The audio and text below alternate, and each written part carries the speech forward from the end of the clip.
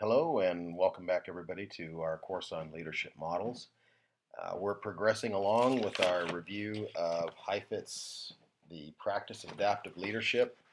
And on this session, which I'm going to try and keep to about 20 minutes so that we can upload it to YouTube, we're going to actually cover 4 very short chapters on mobilizing the system. So the last few chapters we reviewed were on diagnosing the problem and diagnosing the system. And the importance of that is the look before you leap principle. So, quick review of the last few chapters.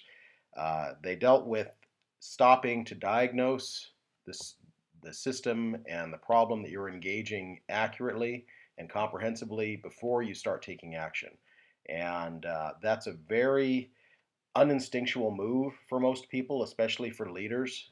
We view ourselves as having to take action immediately to prove to the people that work for us and the people who work with us that we're effective. Usually, the instinct is to take immediate, decisive action in almost a militaristic feel. It's that battlefield mentality on tackling problems. And what Heifetz proposes is that that may work well under dire circumstances or in battle where people's lives are on the line. But for systemic problems, you really have to stop and take a look at what you're dealing with and really diagnose everything. Understand all of the hidden values, all of the hidden conflicts that are at play before you take action. So once you've done that, now you're ready to mobilize the system and actually take action to start initiating change. And remember, we talked about true leadership, or the focus of this leadership course is leading through change. So as we go through this, understand that the macro concept is you have a leader that's seen a systemic problem, an adaptive problem, and now they're going to try and implement change to resolve that issue so the organization can continue healthily. So the first step is intervening. And in Heifetz's book, they describe this as initiating this intervention. And when you think about intervention, the modern understanding of it is kind of the intervention for somebody that's troubled by either an addiction problem or some other issue. And it's usually painted by the Learning Channel or Lifetime Channel's depiction of a bunch of relatives, very sober, sitting around a room, chastising somebody who's done something that repeatedly has disappointed them, whether it's substance abuse or just bad behavior or whatever it is. Um, and in this case, it's less about chastising and actually weighing in judgment than it is about getting everybody together and starting to tackle all of the truths that came out during the diagnostic process. And it's understanding that asking tough questions can lead to tough situations and are almost certainly, if it's worthwhile, going to lead to conflict. And we live in a culture that is somewhat conflict averse. Passive aggressive is the norm. We love conflict when we don't have to actually engage in it. We'll post up something on Facebook or Twitter or Instagram that throws out a really hard line on our ideas, a really good meme that shows how conservative or how liberal we are, or shows how we back, for an item or against an item, and then we wait for the backlash on Twitter or Facebook. But when it comes to actually facing somebody face to face, we're very, very bad at managing conflict. There's always an undercurrent of escalating to physical conflict when we engage in verbal conflict. And the bottom line is that verbal conflict is not only good, it's necessary. It's a component of communication that allows us to express ideas, to express opinions, and express interpretations of the way things are in a very honest and candid way. Um, if you have two people with differing points of view talking about a subject and they're not in conflict, then one of them is probably acquiescing to the other and hiding their views or muting their views, or you have both of them trying to just avoid getting into conflict. And so when we talk about taking that step to starting to take action, that's when these conflicts are going to start to arise. Everything's academic during the diagnostic phase. If anything, it's actually kind of a passive uh, series of events because you're just inquiring, you're asking, you're not challenging anything, and you're not asking people to challenge each other.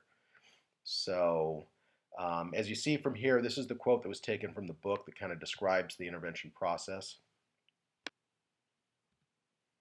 So, when we talk about the qualities of a successful intervention, they laid out some bullet points in the book that are should be milestones or should be indicators that you're on the right track, and it's pointing to long-term solutions. It's not taking on the low-hanging fruit. It's really going to the root of the problem, trying to figure out what the underlying issues are that are perpetuating this. Framing the challenge and offering interpretations of the issues in the current realities will make people uncomfortable. It's the understanding that you can't dance around the tough subjects, that nothing should be taboo in this, that all the truths need to come out, and it's going to make people uncomfortable. And you got to use that discomfort to drive progress. This is getting people to actually talk about things they would rather not talk about, things that they are either threatened by or angered by, and in other circumstances would never ever be brought up in the organization. And to do that, you kind of have to start leveraging unusual networks of relationships. You'll end up, if left unaddressed, internal conflict will start creating factions. You end up with camps in the organization that kind of agree with each other. In the organization that I work in, when we're implementing change, I've seen that happen where you have people that maybe share a common place in the organization, either by position or by tenure or by just their association. But usually, what you'll find is it's beyond personal. That there's a common effect or a common threat or a common impact that they share from movement. For instance, one of the strategic initiatives that I've engaged in is eliminating lower level positions to fund higher level positions to give people more access to promote through the organization. So what ended up happening is you ended up with two camps. You had people who felt that they were eligible for these positions and were ambitious and thought that they had a really good fighting chance to get into them, and they were happy and they were engaged and they just loved these changes. But we quickly found out there was another faction of people who were not interested in promoting, did not feel that they were competitive to promote, and began to feel threatened because the logical extension of that for them was how long until they stop deleting vacant positions and start deleting occupied positions. And they started reading a threat into it that they might get laid off from this strategy. So you have to start building networks that you might not otherwise have to start bridging these gaps that are going to start forming. That you, as the leader, are the common link between all of these factions. And then that strengthens your organization's adaptive capacity to deal with everything that's going to fall out from these changes that are being implemented. So when you're getting started, this is still kind of the transition phase from going from diagnostic into taking action.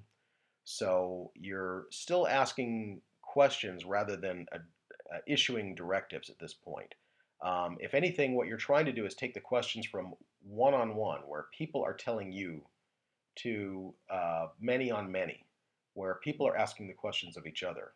So it talks in here about your ability to modify the conversation. Like it talks about softly exercising veto by withholding your support for a decision. You can also flip that and very gently add support. And you want to be careful in this because if what you'll see through this presentation is that many of the um, many of the perspectives on the role of the leader on this involve almost being an arbiter, kind of being a neutral third party, but understanding that you can't ever be completely neutral because you have to support the change agenda moving forward. And the neutrality is really stepping back and saying, I'm going to give everybody time to speak their piece and everybody time to express their ideas, and then really try and objectively look at those ideas and determine whether they're in conflict with the change that we have to do or whether they complement the change that we have to do. So, this is the part in here about building extra time in meetings to flush all of that out, to get those details, and then expanding the circle to make sure everybody that the problem touches or that the issue touches are involved in the discussion on this.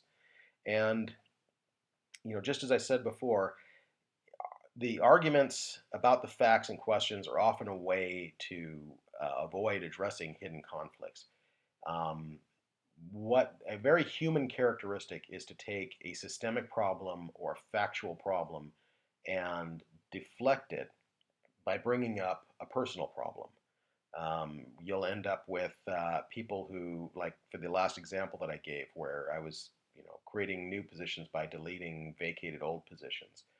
A quick argument on that, rather than argue the validity of whether I had the right to delete positions, it was, well, this is all being done out of deceit, that we're not being given the entire picture, and this just shows a pattern of abuse by executive management to make veiled moves to try and force us out of the organization. And it's people kind of taking that deliberate iteration of the facts and tying it in with their agenda and trying to get you off topic from the facts at hand or the issue at hand and taking on something else to make it more of a personal fight. Now it's very value judgment oriented. It's that person or those people are bad people. So part of that is you've got to take the conversation from avoidance to direct conflict. Um, it seems it seems very um, it seems very unnatural to take people that are in conflict and actually escalate the conflict or encourage the conflict to continue towards resolution. We kind of look at ourselves as the kindergarten teacher who, if you see two kids fighting, you don't tell them to duke it out till one of them falls down. You separate the kids and put them in corners, or you tell them to shake hands and make up. And it's that teacher mentality or the recess monitors tech interpretation of our jobs that ends up perpetuating the conflict because we never allow people to start voicing what their actual concerns are or getting to the heart of these issues. So this is a controlled way of getting people to talk about conflict, to talk through the conflict, to get their opinions, to get their point of view out on the table so that we can start to figure out where points of commonality are and where points of opposition are. And this is moving people away from their default. Everybody's built their own interpretation that they've harbored, and on some issues for a long, long time.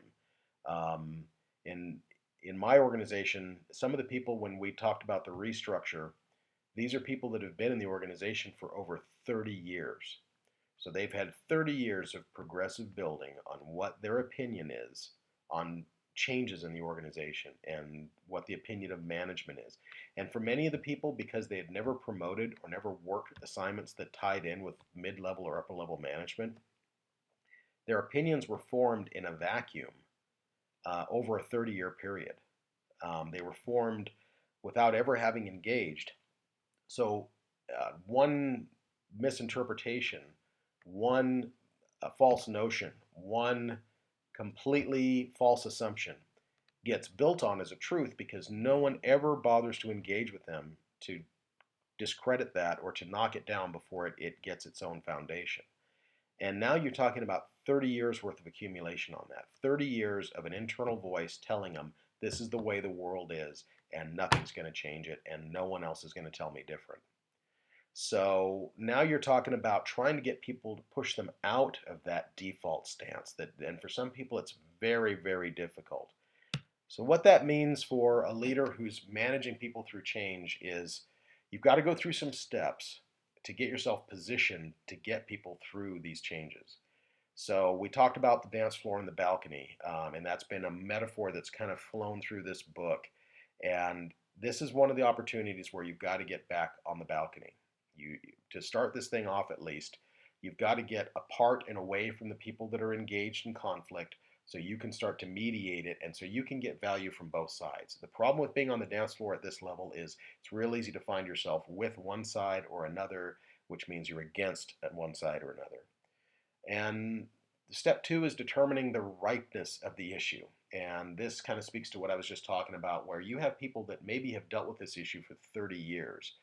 And issues kind of have a way of aging, and some issues become part of the fabric of the organization, and the dysfunction actually becomes part of the personality rather than ever really surfacing as a problem. It's just the way we do business. It's just understood that's a phenomenon that we deal with. And the best example I can give that off the top of my head is in the fire service. It's been decades, maybe hundreds of years, since of fighting the integration of women into fire service. Women still represent a vast minority of firefighters on duty. Even the most progressive agencies maybe have 5 to 10% of their workforce that are women. And yes, there's arguments, and you can find studies, and you can find all sorts of different reasoning why women shouldn't be in frontline fire service, just like you'll find it for the military and for other professions. But the bottom line is that there are women who are just as physically capable, just as mentally capable, and just as able to handle the rigors of the job as some men. And there are women who excel. There are women who have proven to be outstanding firefighters, and the physical challenges aren't a problem for them. And even though that's been proven again and again from organization to organization, culturally it's so interwoven that they don't see it as dysfunction, that it's just part of the uh, culture. It's just the way the fire service does business. And even on both sides of the equation, you have women that work in the organization that are not firefighters who simply nod and say, yep, that's just the way it is here. And the fire agency from my organization has not had a female firefighter in its 125-year history. Not a single one. Um, I don't think they've ever hired one. I don't think they've ever trained one. I don't think they've ever, and certainly have never kept one in the ranks. Um, and I'm not saying that politically arguing it on one side or the other, but what I'm saying is that in the 21st century, to have a model that completely excludes 51% of the population from participating, it's probably going to be viewed as dysfunctional. And regardless of the arguments, it's probably something worth looking at and at least examining whether the phenomenon that led to that is still accurate, or whether we're just holding on to something that is perpetuating dysfunction. So step three, asking who I am in this picture, or who am I in this picture, and really it's that emotional intelligence that we had talked about in previous class sessions. Understanding yourself, understanding what your leadership style is, understanding where you fall in the dialogue. Are you a natural supporter of one side or the other? Do you find yourself agreeing with elements from both that support the change? Are you internally against the change, but you've got to go with this because this is something that's come down from people that are above you? So that leads to thinking hard about your framing. How are you presenting this to the group? There's an unfortunate but very real phenomenon for even leaders, especially mid-level leaders, mid-managers, to go in with the, hey, I'm with you, this sucks, but we got to do it, so let's just do it. And it's passing the blame right along. It's saying executive management or upper management is responsible for this. I think it sucks, but we all got to do this together. And it's that same mentality of avoiding conflict. It's a very easy scapegoat to avoid conflict because you don't want to be seen as a company person. And now everybody that you're having to implement this change with is sympathetic to you personally, but still unsympathetic to the change. So, but if you come in with the company person mantra, if you come in saying, hey, even though I personally disagree with this, I've got to frame this as though I do. I have to frame this on behalf of the organization that I'm representing. Um, People are going to come at you, and that's part of that hold steady.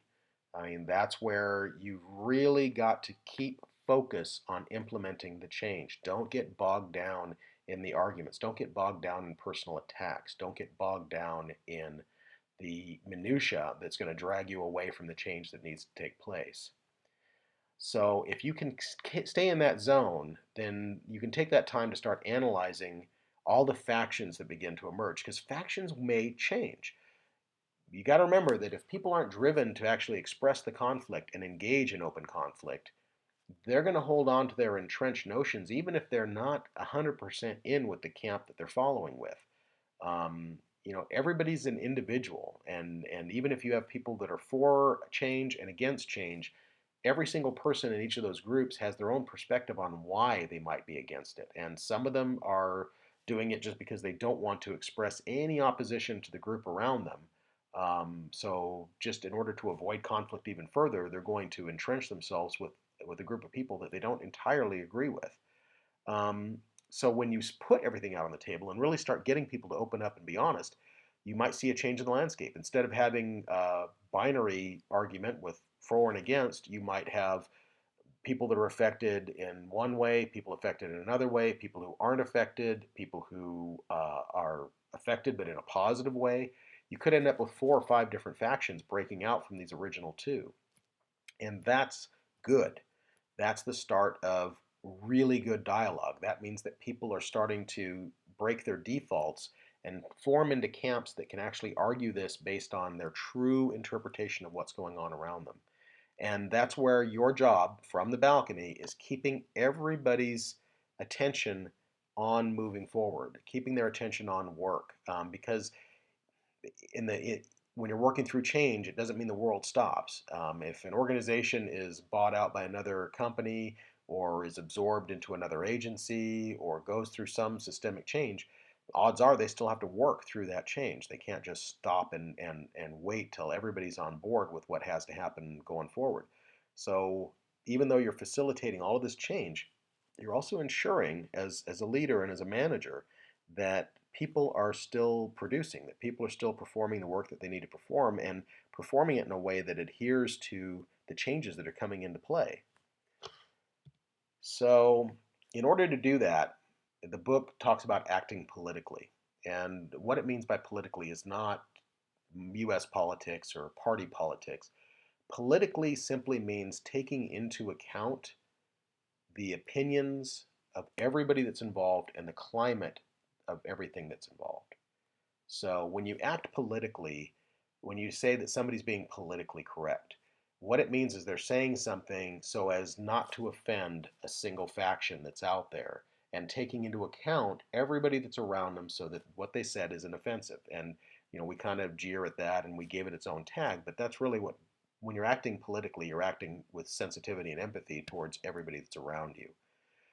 So the idea is to do that with an ambition in mind. And when we talk next week about communication and interpersonal communication, we'll talk about tactical empathy, which tactical empathy is listening more than talking and trying to really understand the motivators on people so that when you communicate with them, you're communicating with that in mind. You're not just kind of bullying over it and trying to state your piece regardless of how they react. You're trying to not just anticipate their reaction, but manipulate the reaction. And it sounds bad, but if it's done correctly, what you're trying to do is communicate for results. You're trying to see an end result on it. And it can be done effectively, it can be done with authenticity, but it takes disengaging from a lot of your own personal biases so that you can really feel and understand the person you're talking to or the group that you're talking to and communicate to them effectively. And that's part of finding allies. I can't tell you the value of finding people that you can really trust and you can go to as your allies and really your cheerleaders in the organization. That when you're going through this change, as you run across people, as you're talking to people and engaging, there are going to be people who are going to tell you, you know what, I'm totally with you on this. Here's why I agree with it. I understand it. I like it. And those people have to become your champions. And at the same time, while you're engaging with these champions, you got to stay connected to your opposition. This is very difficult for most leaders.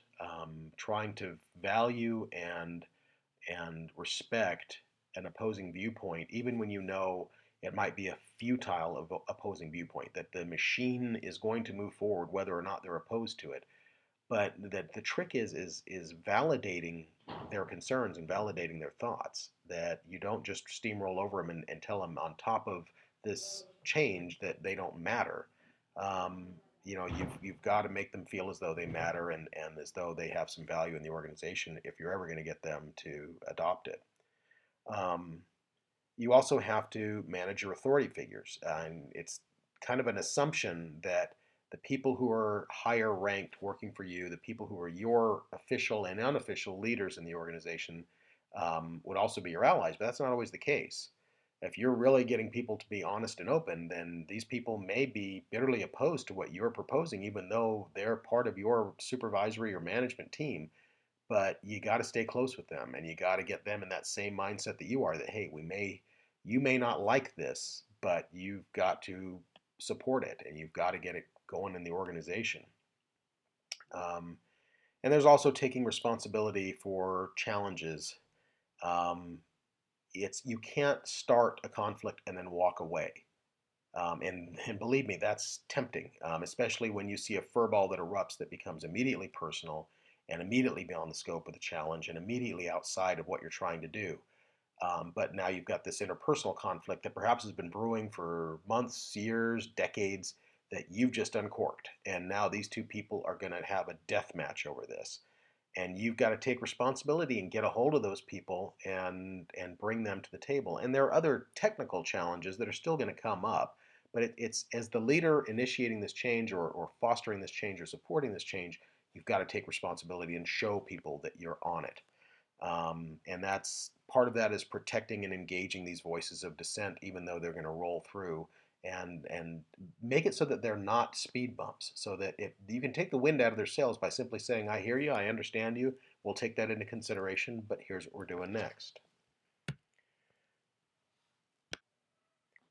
So another big part of managing, mobilizing the system is orchestrating the conflict. So you've brought everybody together. You're having everybody voice their opinions. You're seeing people start to break from their default positions and enter into new observations and new ways of thinking about the problem.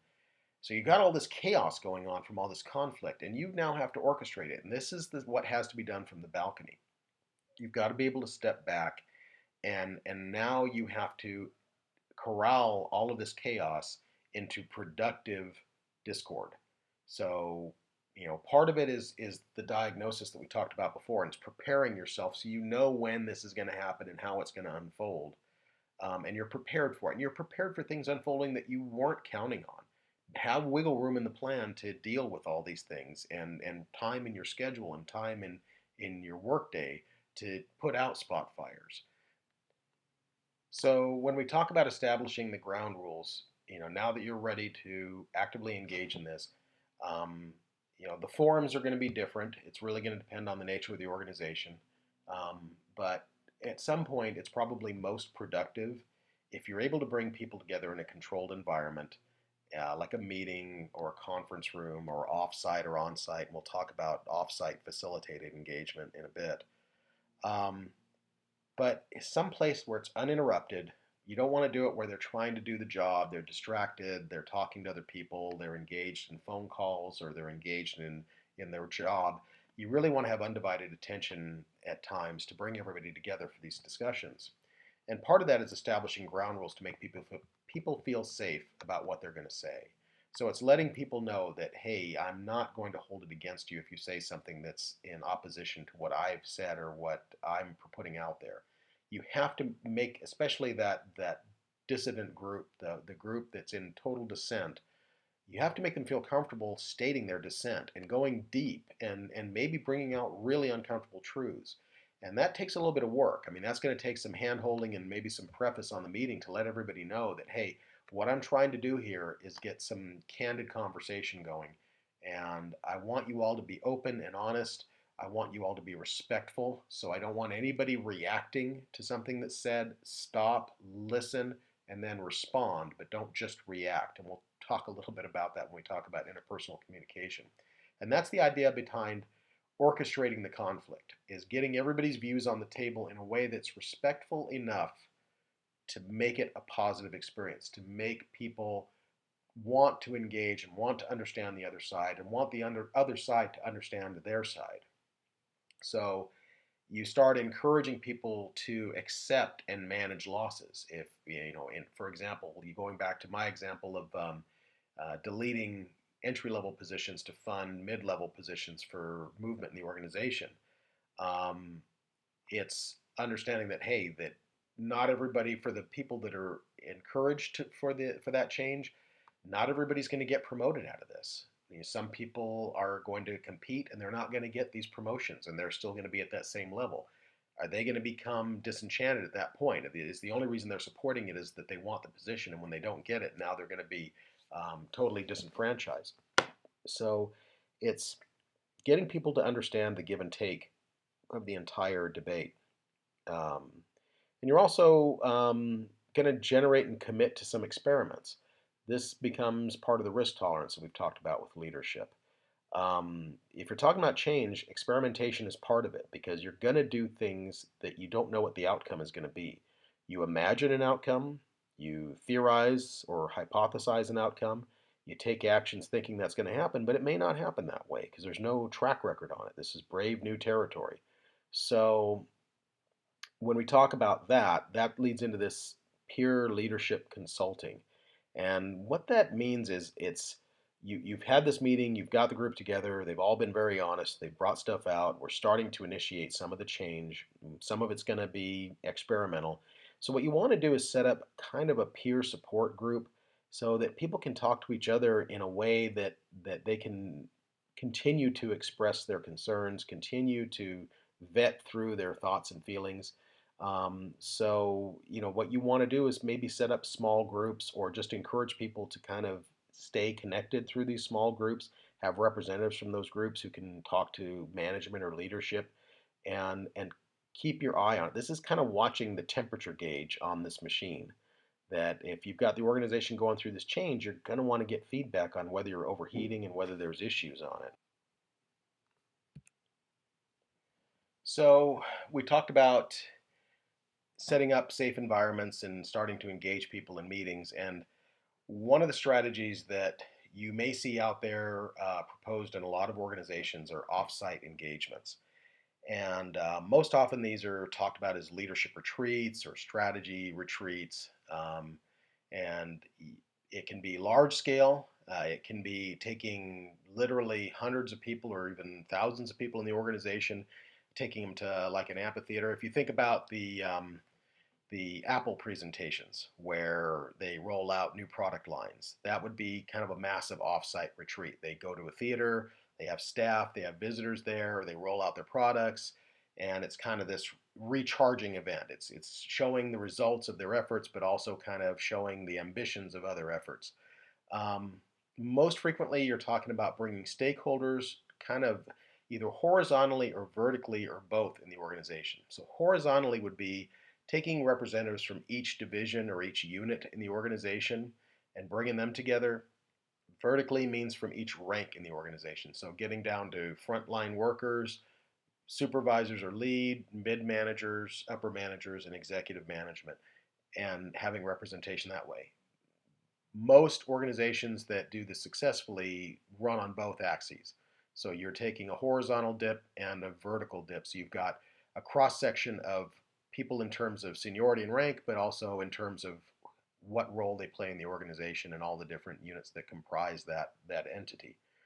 Um, and they can take place on a much smaller scale. You can book a retreat and have it at a conference or have it at some hotel, or they actually have facilitated retreats. UCLA has one in Lake Arrowhead that they do that's actually heavily facilitated. They'll provide you with the facilitator who can kind of act as that orchestrator on it, and executive management feeds that person what their goals and objectives are, and now you've got a neutral third party that doesn't have a dog in the hunt that can kind of facilitate all these conversations, so people are a little less guarded and a little more open on their opinions.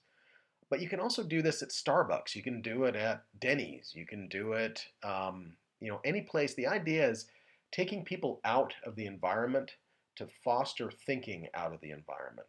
That when you're in someone's office, if you look at an organization, the where it's housed, the building that it operates in, or the place that it operates out of, every room, every space has a feel and a meaning to it.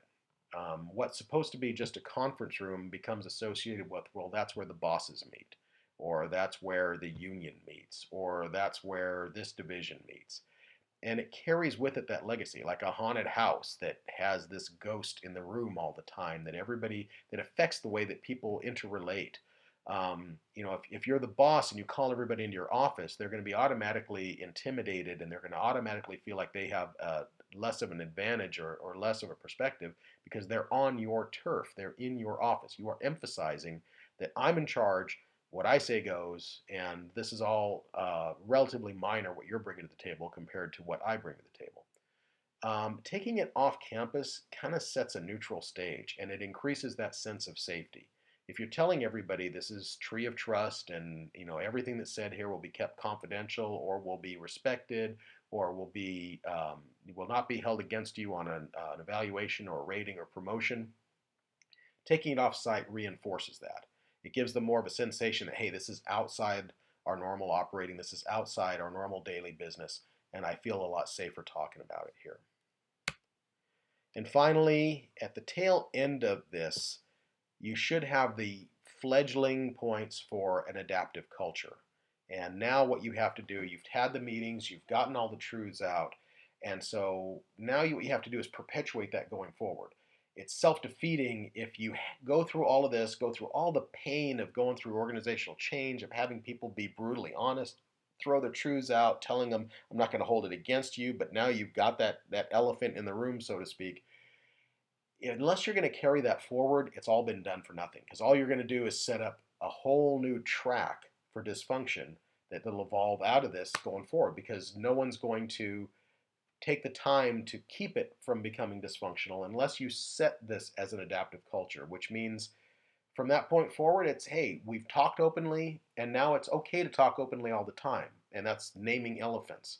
That people understand that you don't have to hide your opinion because it seems like it uncovers an obvious truth.